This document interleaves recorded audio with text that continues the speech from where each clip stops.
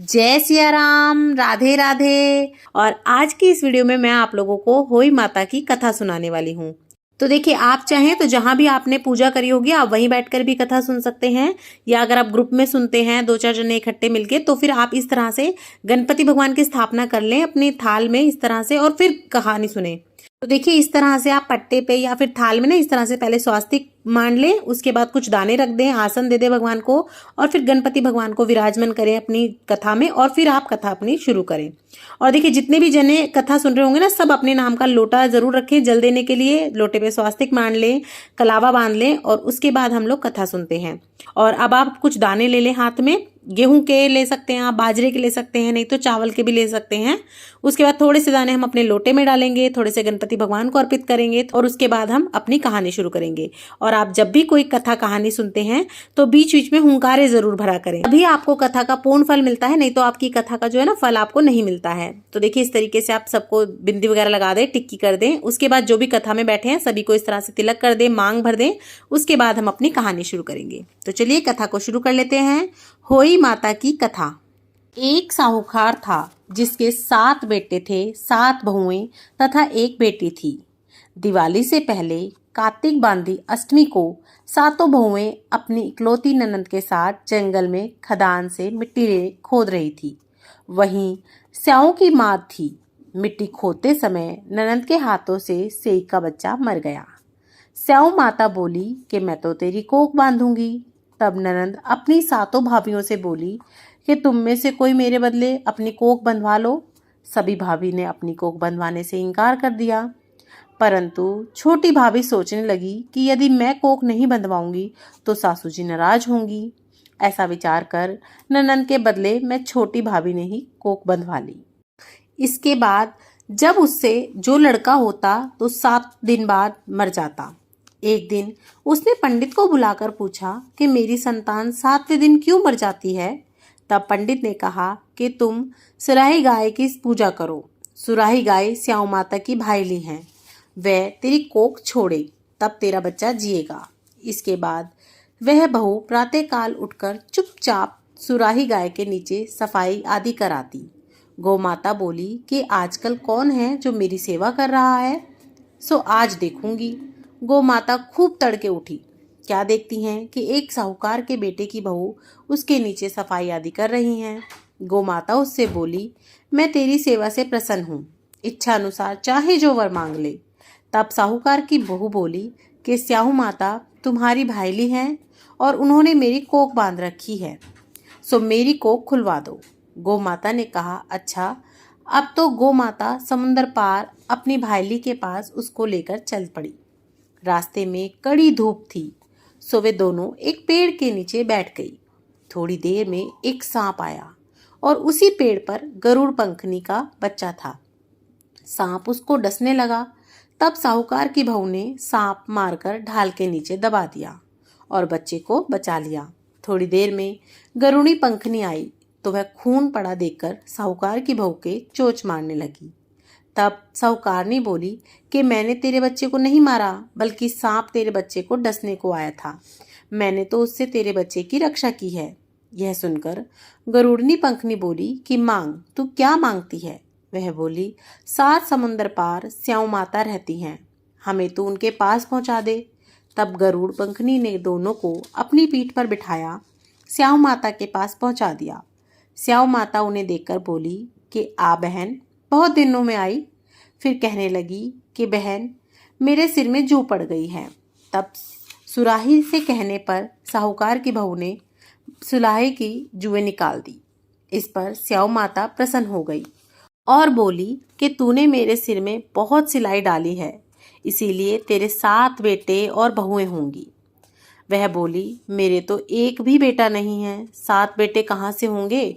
स्याऊ माता बोली, वचन दिया, वचन से फिरूं तो धोबी के कुंड पर कंकरी हूँ। जब साहूकार की बहू बोली, मेरी कोख तो तुम्हारे पास बंद पड़ी है। यह सुन स्याऊ माता बोली कि तूने मुझे तो ठग लिया। मैं तेरी कोख खोलती तो नहीं, परंतु अब तो खोलनी पड़ेगी। जा, तेरे घर 7 बेटे 7 बहुएं मिलेंगी, तू जाकर उजमन करियो। 7 अहोई बनाकर 7 कढ़ाई करियो। वहाँ घर लौटकर आई तो वह देखती है 7 बेटे 7 बहुएं बैठी हैं। वह खुश हो गई। उसने 7 अहोई बनाई, 7 उजमन किए तथा 7 कढ़ाई करी। रात्रि के समय जेठानियां आपस में कहने लगी कि जल्दी जल्दी नहाकर पूजा कर लो। कई छोटी बच्चों को याद करके रोने लगे। थोड़ी देर में उन्होंने अपने बच्चों से कहा, अपनी चाची के घर जाकर देखाओ कि आज वह अभी तक क्यों नहीं रोई। बच्चों ने जाकर कहा कि चाची तो कुछ मान रही है, खूब उजमन हो रहा है। यह सुनते ही जिठानियाँ दौड़ी दौड़ी उसके घर आई और जाकर कहने लगी कि तूने कोक कैसे छुड़वाई। वह बोली, तुमने तो कोक नहीं बंधवाई, सो मैंने कोक बंधवा ली थी। अब स्याऊ माता की कृपा करके मेरी कोक खोल दी है। स्याऊ माता ने जिस प्रकार साहूकार की बहू की कोक खोली, उसी प्रकार सभी की कोक खोलना, कथा कहने वाली की, कथा सुनने वालों की, सभी की कोक खोलना, सभी के घर परिवार में सभी को सुख प्रदान करना। तो इसी प्रकार से हमारी अहोई अष्टमी की कथा संपूर्ण होती है। इसी के साथ साथ विनायक महाराज की भी कथा कही जाती है, क्योंकि ऐसा कहा जाता है कि अगर आप कथा कहकर विनायक महाराज की कथा नहीं कहते तो आपकी कोई भी कथा संपूर्ण नहीं मानी जाती। तो चलिए विनायक महाराज की भी कथा कर लेते हैं। विनायक महाराज की कथा। एक विनायक महाराज थे। चुटकी में चावल कुल्हिया में दूध लिए फिरे जा रहे थे। कोई मेरी खीर रांध दो, कोई मेरी खीर रांध दो। जरा से दूध चावल की खीर भला कोई कैसे रांधे। एक बुढ़िया थी, बोली, ला बेटा मैं बना देती हूँ। बुढ़िया बाहर जाने लगी तो बोले, बुढ़िया माई कहाँ जा रही है। बेटा बर्तन मांग के लाऊंगी।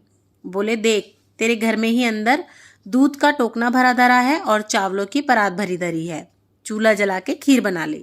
बुढ़िया माई देखे तो सच में ही अंदर तो दूध का टोकना भरा धरा है और चावलों की परात धरी थी। बुढ़िया माई ने चूल्हा जला के खीर बनानी शुरू कर दी। खीर चूल्हे पे चढ़ा के बुढ़िया माई बाहर को चली गई। बहू आई तो बहू ने देखा कि यहाँ तो खीर बन रही है। बहू ने भरा कटोरा थोड़ा सा छीटा लगाया चूल्हे में और जीमने बैठ गई किवाड़ के पीछे से। विनायक महाराज आए। बुढ़िया माई बोली, आ बेटा जीम ले। विनायक महाराज बोले, जीम ले माँ, मैंने तो खीर खा ली। बुढ़िया माई बोली, कब खाई। बोले, जब तेरी बहू जीमी जब खाई। बुढ़िया माई बोली, मेरी बहू। बोले, जा पूछ तेरी बहू से कि ए बहू तूने खीर खाई है।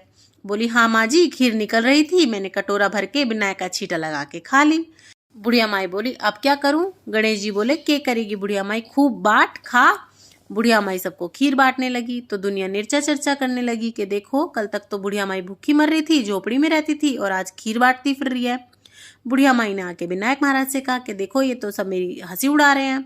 विनायक महाराज ने बुढ़िया माई की झोपड़ी पे लात मारी तो महल बन गया, खूब धन हो गया। हे विनायक महाराज, जैसे बुढ़िया माई पे टूटा वैसे सब पे टूटियो, कहते सुनते हुंकारा भरते, कहने वालों के टूटियो, सुनने वालों के टूटियो, कहानी का हुंकारा भरने वालों के टूटियो। बोलो विनायक महाराज की जय।